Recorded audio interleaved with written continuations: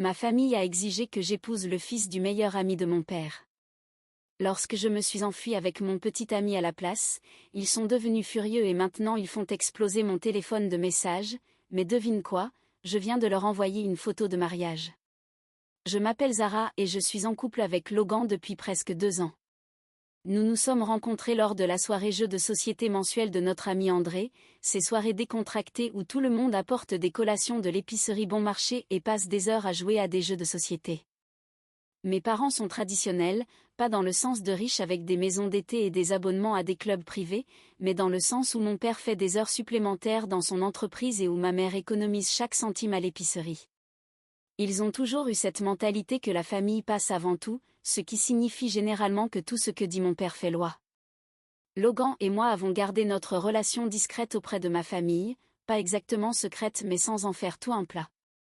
Il vient à certains événements familiaux, apporte des fleurs à ma mère, qu'elle met agressivement dans la cuisine au lieu du salon, et fait de son mieux pour parler de sport avec mon père, qui ne répond que par des grognements. Hier, je suis arrivée pour notre dîner dominical habituel, tout semblait normal, maman préparait son célèbre rôti qu'elle fait durer toute la semaine, papa regardait la télévision et ma sœur Vera envoyait des messages sur le canapé. Puis j'ai remarqué des couverts supplémentaires sur la table.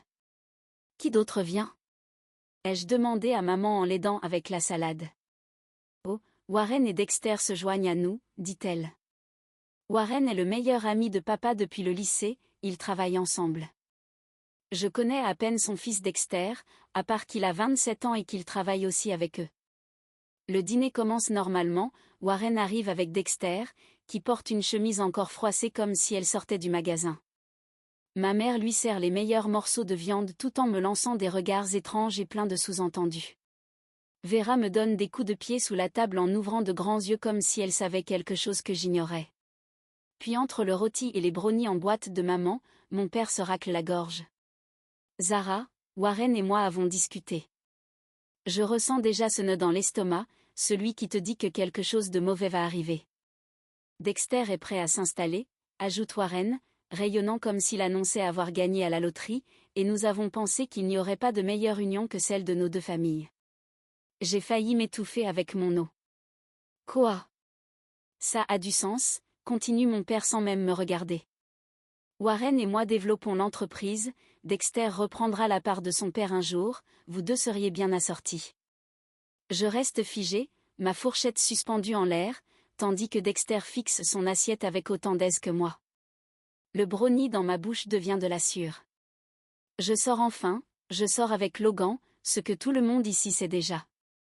Ma mère agite la main d'un air désinvolte. Oh chérie, ce n'est qu'une passade de jeune fille, là on parle de ton avenir. Ta mère a raison, ajoute papa. Logan est un gentil garçon mais il n'ira nulle part. Dexter a un vrai avenir dans les affaires. Je regarde Dexter, toujours captivé par son brownie, il n'a pas dit un mot. Warren sourit comme s'il venait de résoudre la faim dans le monde et mes parents me regardent avec espoir. C'est de la folie, ai-je dit. Je n'épouserai pas Dexter, j'aime Logan. Le visage de mon père prend cette teinte légèrement violette. Ce n'est pas une question d'amour Zara, c'est une question de famille et d'avenir. Alors que je me dirige vers la porte, j'entends mon père, tu as jusqu'à la fin du mois pour rompre avec ce garçon, on annoncera les fiançailles à l'anniversaire de Warren. Je n'ai rien répondu, j'ai juste pris mon sac en bandoulière et je suis parti. Logan m'attendait déjà dans sa voiture au coin de la rue. Nous avions prévu d'aller chez Walmart après le dîner pour acheter quelques trucs pour son appartement. Je suis montée dans la voiture les mains tremblantes en essayant de boucler ma ceinture. C'était hier. Aujourd'hui, mon téléphone explose de messages de maman parlant de raison et de penser à la famille. Vera m'a envoyé une série de messages, qu'est-ce qui se passe, suivi d'avertissements disant que papa est sérieux. Même ma cousine Ophélia m'a appelé pour demander si c'était vrai. Logan et moi avons veillé tard cette nuit-là dans son petit studio, à discuter de ce qu'on allait faire. On prévoyait déjà d'emménager ensemble à la fin de son bail le mois prochain, rien de luxueux, juste un petit 2 pièces dans le même immeuble qu'André. On économisait en silence. Maintenant je me demande s'il faut accélérer les choses. J'ai mis la plupart de ma famille en sourdine sur mon téléphone, mais je vois le nombre de messages grimper. La seule à qui j'ai répondu, c'est Vera, qui m'a juré de ne rien dire à personne sur le fait que je dors chez Logan ce soir. Je ne sais pas quoi faire. J'aime ma famille, mais c'est de la folie, non? On est en 2024, pas en 1825. Qui fait encore des mariages arrangés? Surtout pour des histoires d'entreprise. J'ai besoin de conseils. Logan me soutient mais dit que la décision m'appartient. Je sais juste que je n'épouserai pas Dexter, peu importe l'avenir que mon père imagine. Première mise à jour, d'abord merci pour tous vos messages de soutien. Cela fait 2 semaines depuis ce dîner surréaliste et je vous écris depuis le canapé de Logan à 1h du matin, en mangeant des biscuits bon marché en essayant de comprendre comment tout s'est emballé si vite. Le chauffe-eau vient de tomber en panne et le propriétaire ne répond pas, donc c'est le moment idéal pour vous tenir au courant pendant que je chauffe de l'eau pour une douche dans l'évier. Le lendemain de mon dernier message, j'ai attendu que mes parents partent travailler pour rentrer prendre mes affaires essentielles. Je pensais entrer et sortir rapidement, mais Vera était malade et n'était pas allée assez court. Entre 2 t-shirts jetés dans mon sac de sport, elle m'a tout raconté. Apparemment, c'est bien plus compliqué que ce que je croyais. Warren est au bord de la faillite et papa est stressé pour l'argent aussi, le robinet qui goutte depuis des mois en est la preuve. Ce mariage arrangé n'est pas qu'une question de valeurs traditionnelles, c'est une tentative de fusionner les entreprises. Ils veulent utiliser les contrats de mon père pour sauver celles de Warren. Trop romantique. Et le pire? Mes parents ont déjà versé un acompte non remboursable pour la salle de mariage. Censé être pour l'anniversaire de Warren, mais signé comme fête de fiançailles. Maman montre le contrat à tout le monde comme preuve que je ne peux pas me dédire. Le lieu est une grange rénovée sûrement plus chère que 3 mois de salaire. Ensuite, j'ai reçu un flot continu d'appels manqués et de messages dramatiques. Ophélia est passée chez Logan avec des vêtements d'hiver et m'a dit que maman appelle toute la famille en pleurant que je gâche ma vie. Le moulin à rumeurs familiales s'est mis en marche, apparemment Dexter vit toujours chez ses parents et passe son temps sur Fortnite. Au travail, ce n'est pas mieux. Mon responsable m'a réduit mes heures, coïncidence? Maman a appelé le magasin en pleurant. Je lutte pour échanger des horaires et payer le loyer. Logan a ses propres galères, sa voiture a échoué au contrôle technique et la réparer coûterait plus cher qu'elle ne vaut. Son studio est trop petit pour 2. On se marche dessus, le voisin du dessous se plaint du bruit. Mon maquillage est dans le placard de la cuisine à côté des nouilles. On vit dans un chaos organisé. Financièrement, c'est dur. Je vends des vêtements en ligne, Logan fait des petits boulots, on mange du riz et des haricots. Le pire a été de croiser mes parents à Walmart.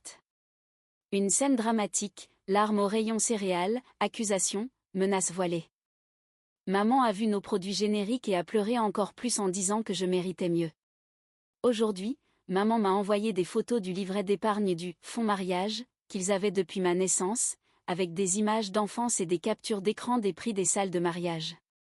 Et le clou, l'appartement prévu est tombé à l'eau, le propriétaire l'a donné à son neveu. Logan perd son bail dans 2 semaines. André a proposé sa chambre libre, mais c'est chez ses parents. Logan me soutient mais je sens que ça l'épuise. Hier, il fixait les paquets de nouilles avec un regard triste. Ma famille étendue m'envoie des messages à longueur de journée. Vera me dit que papa parle de me déshériter, ce qui serait plus inquiétant s'il y avait quelque chose à hériter. Quand je doute, je regarde Logan faire sa petite danse en lavant la vaisselle ou jouer à Wordle, et je sais que je ne céderai pas. Nous ne sommes pas des biens dans une fusion d'entreprise. C'est notre vie. Même si ça veut dire partager une seule serviette. Pour l'instant, on cherche un logement pendant les pauses déjeuner, on bloque les numéros inconnus et on continue.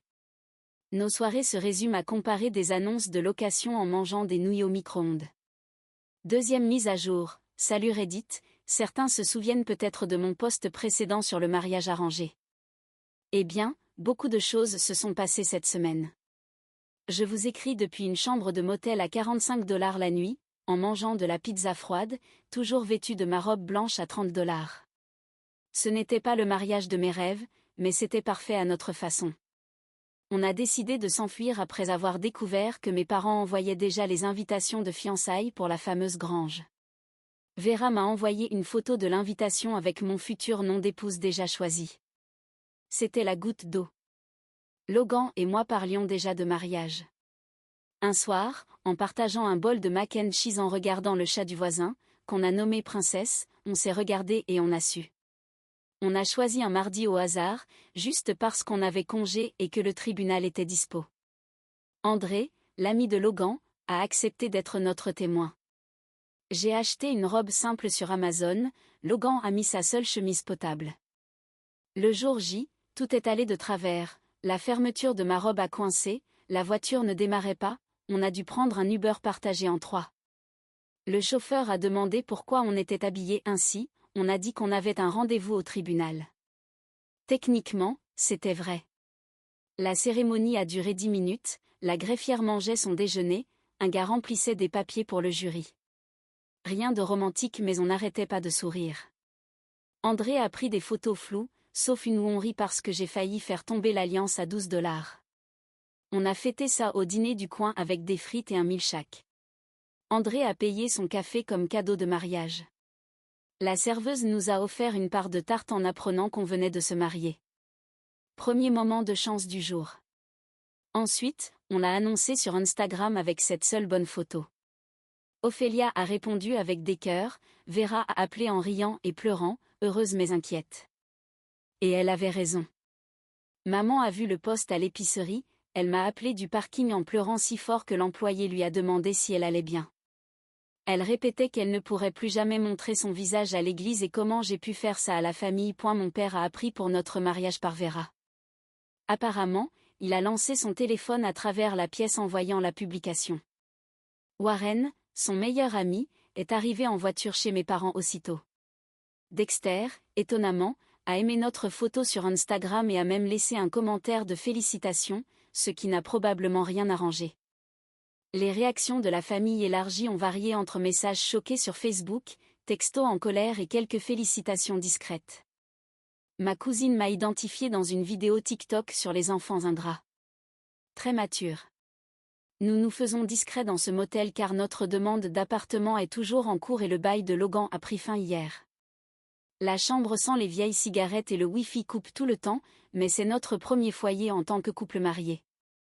Nous regardons des vidéos au hasard sur le téléphone de Logan et commandons des plats à emporter bon marché, on fait avec les moyens du bord. La salle de mariage a appelé, apparemment, mes parents ont essayé d'annuler la fête de fiançailles mais ont quand même perdu la compte. Ils racontent maintenant à tout le monde que je les ai forcés à la réserver, une version très créative des faits. L'argent est toujours un problème. Nous faisons des heures supplémentaires dès que possible et je vends davantage de choses en ligne. L'appartement que nous avons demandé n'est pas luxueux, un rez-de-chaussée avec une disposition étrange et sans lave-vaisselle, mais ce serait le nôtre. Le bureau de location a dit qu'il nous donnerait une réponse d'ici vendredi. Vera est notre principale source de nouvelles de la maison. Apparemment, maman a déjà relooké ma chambre, retiré toutes mes photos. Papa dit à tout le monde que je traverse une phase. L'épouse de Warren tente d'organiser une réunion familiale pour tout arranger. La réaction la plus étrange est venue de Dexter lui-même, il m'a envoyé un message disant qu'il était soulagé car il allait enfin pouvoir dire à son père qu'il avait une petite amie depuis plus d'1 an, une streameuse mère célibataire que Warren n'aurait jamais acceptée. Logan et moi prenons les choses jour après jour. Parfois, je me réveille en panique, mais Logan me fait rire en essayant de cuire des nouilles dans la cafetière du motel et je me rappelle pourquoi j'ai fait ce choix. Ce n'est pas parfait, mais c'est à nous. Parfois, la vérité surgit de manière inattendue. Pour moi, c'était en aidant Vera à nettoyer le sous-sol inondé. En déplaçant des boîtes, j'ai découvert un vieux classeur de papa renversé. Parmi les papiers trempés, il y avait des documents de prêt signés par Warren avec papa comme garant. Les dates remontaient à plusieurs années, les prêts devenaient de plus en plus gros, certains avaient des tampons d'avis final, d'autres des calendriers de paiement non respectés. Mêlés à ces papiers, il y avait des impressions d'emails entre papa et un grand groupe immobilier. Il voulait acheter les 2 entreprises, à condition qu'elles restent ensemble et aient un plan de succession stable, d'où le mariage arrangé. Vera a trouvé plus de papiers, Warren avait hypothéqué sa maison 2 fois sans le dire à sa femme. Papa a signé tout pensant que Warren s'en sortirait. Il y avait un brouillon de contrat de vente de matériel juste avant la proposition de mariage. Papa était sur le point de tout perdre. J'ai pris des photos de tout, envoyées à Dexter. Il a répondu, ça explique la précipitation. Son père voulait qu'il rompe avec sa copine. Le lendemain, Ophélia est venue avec des nouilles de pendaison de crémaillère. Warren et sa femme sont maintenant séparés, elle a pris la maison, il vit chez son frère. Dexter a emménagé avec sa copine et son enfant. Papa ne me parle toujours pas directement, mais il demande à Vera si je mange bien. Maman partage maintenant des mémés, ma fille me manque, au lieu de messages en colère. J'ai reçu un texto de Warren, je suis désolée. Je n'ai pas encore répondu. Logan reste incroyable, il me soutient, fait des blagues idiotes, suggère qu'on vende des petits chapeaux pour chats en ligne. L'appartement prend forme. On a trouvé un vrai lit sur Marketplace. Le fils du voisin joue de la trompette à 7 heures tous les matins. Je fais des heures en plus, Logan livre de la nourriture le week-end. Vera dit que papa passe beaucoup de temps dans son garage. Le groupe immobilier a retiré son offre. Maman a dit qu'il pourrait devoir vendre la maison. J'ai un peu de culpabilité, même si ce n'est pas ma faute. Je suis surtout fatiguée. Je ne comptais pas republier, mais j'ai eu un Thanksgiving surréaliste. Logan et moi sommes toujours dans notre petit appartement. Adieu le matelas gonflable. Le gamin du dessus est passé de la trompette à la batterie. Un voisin travaille dans un magasin de meubles, on a eu un canapé abîmé à prix cassé. Il a une tache qui ressemble à Danny DeVito si on plisse les yeux, mais il est confortable. Il y a 2 mois, maman a commencé à m'envoyer des textos, je pense à toi, tard le soir. Elle a demandé à prendre un café. On s'est vu au dîner où Logan et moi avons fêté notre mariage. Elle a pleuré dans son café, j'ai touillé mon thé, et on a parlé. L'entreprise de papa a survécu, tout juste. Ils ont vendu du matériel, déménagé. Warren n'a pas eu cette chance. Sa femme a eu la maison, il paye un loyer à son frère. Dexter vit avec sa copine, stream sur Twitch, gagne bien sa vie. Il joue parfois avec Logan. Papa a mis plus de temps. Le déclic ? Notre voiture est encore tombée en panne. Logan essayait de la réparer quand papa est apparu. Il n'a rien dit, a juste aidé. Depuis, il s'envoie des vidéos de mécanique. Papa m'envoie des liens de pièces auto. Petit pas maman nous a invités pour Thanksgiving. C'était gênant. Tante Alice a fait des commentaires sur les choix de vie, oncle Bob a fait semblant qu'on n'était pas là. Mais Vera et Ophélia ont assuré. Maman a mis notre photo de mariage sur la cheminée, à côté d'une vieille photo de moi avec appareil dentaire. L'ex-femme de Warren était là aussi, amenant une délicieuse purée de patates douces. Elle a raconté sa quête personnelle. Papa voulait se fondre dans sa purée. Le clou ? Mon cousin André, pas l'ami de Logan, s'est fiancé. Toute la famille a commencé à planifier un grand mariage. Maman m'a fait un clin d'œil. Notre appartement est toujours petit, mais c'est chez nous.